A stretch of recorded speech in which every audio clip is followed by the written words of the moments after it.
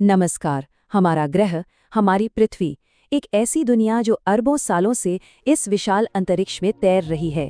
पर ये बनी कैसे? इसकी शुरुआत आखिर हुई कहाँ से? चलिए, आज हम समय में बिल्कुल पीछे चलते हैं और इन सवालों के जवाब ढूंढते हैं। तो हमारा सबसे बड़ा सवाल यही है ना, कि एक चट्टानी, गरम और बिल्कुल वीरान सा गोला उस खूबसूरत नीले ग्रह में कैसे बदल गया जिसे आज हम अपना घर कहते हैं। ये एक तरह की कॉस्मिक जासूसी कहानी है और इसके सुराग हमें मिलेंगे समय की एकदम शुरुआत में। देखिए, हमारी कहानी की शुरुआत पृथ्वी से नहीं होती। नहीं, ये शुरू होती है ब्रह्मांड के जन्म से। अपने ग्रह की कहानी को समझने के लिए हमें पहले उस विशाल स्टेज को समझना होगा जिस पर ये पूरी कहानी घटी है।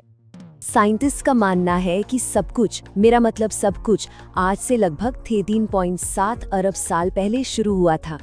ये वो पल था जब समय, स्थान और पदार्थ जैसा हम उन्हें आज जानते हैं अस्तित्व में आए। इस घटना को हम सब जानते हैं, बिग बैंग थियरी के नाम से। जरा सोचिए, ब्रह्मांड की हर एक चीज, मतलब हर तारा, हर ग्रह, हर छोटा सा कण, सब कुछ एक सुई की नोक से भी छोटी सी जगह में सिमटा हुआ था। और फिर बूम, एक जबरदस्त धमाका हुआ जिसने सब कुछ हमेशा के लिए बदल दिया। ये टाइमलाइन दिखाती है कि शुरुआत में सब कुछ कितनी तेजी से हुआ। देखिए, धमाके के सिर्फ 1 सेकंड के अंदर ही ब्रह्मांड में जबरदस्त फैलाव हुआ।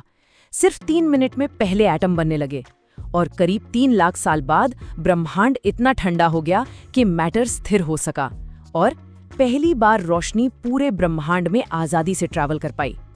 ब्रह्मांड के इस फैलाव को समझने का एक बहुत आसान तरीका है गुब्बारे का उदाहरण। मान लीजिए आप एक गुब्बारे पर कुछ डॉट्स बना दें। ये डॉट्स गैलेक्सीज हैं। अब जैसे जैसे आप गुब्बारे को फुलाते हैं तो वो डॉट्स एक दूसरे से दूर जाने लगते हैं, है ना? ठीक इसी तरह गैलेक्सीज के बीच की दूरी भी लगातार बढ़ रही है।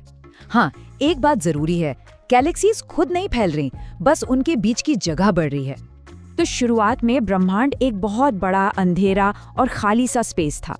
अब वक्त था इसे रोशनी से भरने का। तो हमारा अगला अध्याय है पहले तारों का जन्म। तारों का जन्म स्थान होता है नेब्यूला।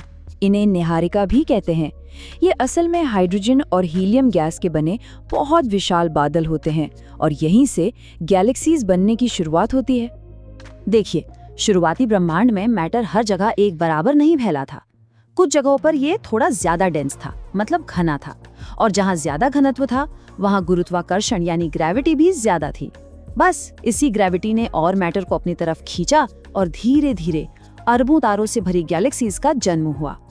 ऐसा माना जाता है कि इन्हीं नेब्यूला से तारों का बनना करीब 5 से 6 अरब साल पहले शुरू हुआ और हमारा अपना सूरज भी इन्हीं में से एक तारा है जो इसी प्रोसेस से बना। ठीक है, तो अब ब्रह्मांड बन चुका है, तारे बन चुके हैं, तो अब जरा अपने घर पर यानी हमारे सोलर सिस्टम पर फोकस करते हैं। हमारा ग्रह आखिर बना कैसे? तो ग्रह कैसे बने, इसके लिए जो सबसे ज्यादा मानी जाने वाली थ्योरी है उसे कहते हैं न्यूब्यूलर हाइपोथेसिस। ये कहानी शुरू होती है एक बहुत बड़े घूमते हुए बादल से जो हमारे युवा सूरज के चारों ओर था। ये बादल हाइड्रोजन, हीलियम और धूल के कणों से बना था। कह सकते हैं कि ग्रहों के बनने का कच्चा माल। तो एक ग्रह बनाने की रेसिपी क्या है? स्टेप 1, तारे की चारों ओर गैस और धूल की एक घूमती हुई डिस्क बनती है। स्टेप 2, ये छोटे छोटे कण आपस में चिपकना शुरू करते हैं और प्लैनेटिसिमल यानी ग्रहाणु बनाते हैं। और आखिर में स्टेप 3, ग्रेविटी अपना काम करती है। ये इन प्लैनेटिसिमल्स को एक दूसरे से टकराकर जोड़ती जाती है और बन जाते हैं बड़े बड़े ग्रह।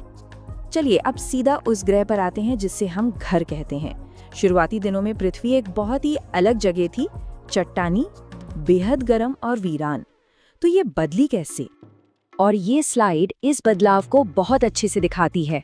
बाईं तरफ वो शुरुआती पृथ्वी है, एक गर्म चट्टानी दुनिया, और दाईं ओर वो खूबसूरत नीला ग्रह जिसे हम आज जानते हैं, जिसमें भरपूर पानी है और जीवन के लिए एक परफेक्ट माहौल है। इस बदलाव की एक बहुत बड़ी वजह थी डिफरेंशिएशन नाम की एक प्रक्रिया।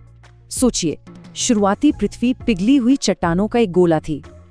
तो जैसे तेल पानी के ऊपर तैरता है, ठीक वैसे ही जो हल्के पदार्थ थे वो सतह की ओर आ गए और भारी पदार्थ जैसे लोहा वो ग्रह के केंद्र में डूब गए। इसी प्रोसेस ने पृथ्वी की इन परतों को बनाया।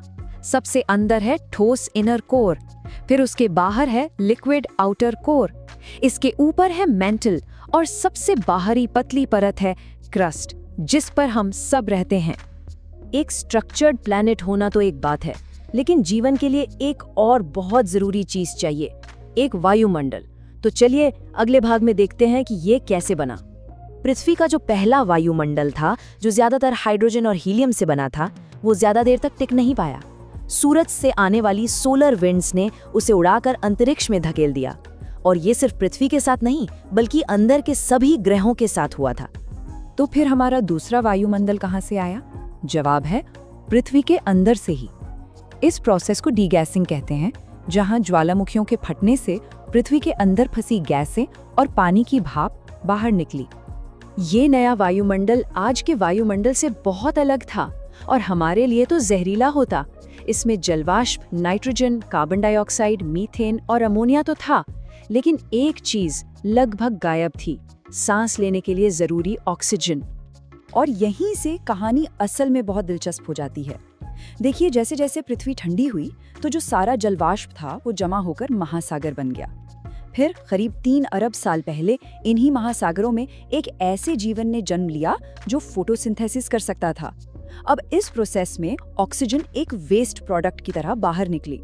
मजे की बात यह है कि उस वक्त के ज्यादातर जीवन के लिए ऑक्सीजन जहर थी, लेकिन इसी जहर ने पूरे ग्रह को बदल डाला और करीब 2 अरब साल आते आते हमारा वायुमंडल ऑक्सीजन से भर चुका था, जिसने आगे चलकर नए और ज्यादा कॉम्प्लेक्स जीवन के लिए दरवाजे खोल दिए।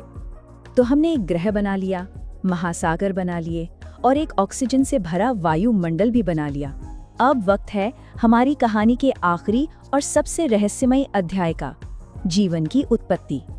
माना जाता है कि पृथ्वी पर जीवन की शुरुआत लगभग 3.8 अरब साल पहले हुई थी।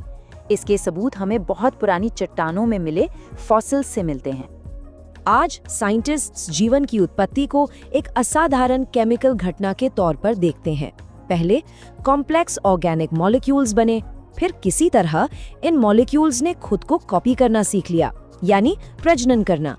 ये साइंस के सबसे बड़े रहस्यों में से एक है, वो जादुई पल जब बेजान केमिस्ट्री जानदार बायोलॉजी बन गई। और इस तरह हम आज तक पहुंचते हैं, एक तारे के चारों ओर घूमते धूल के बादल से लेकर जीवन से भरपूर एक कॉम्प्लेक्स दुनिया तक। ये एक अविश्वसनीय सफर रहा है और ये हमें सोचने पर मजबूर करता है, इस 4.6 अरब साल की यात्रा के बाद हमारे ग्रह और उस पर मौजूद जीवन के लिए आगे क्या है।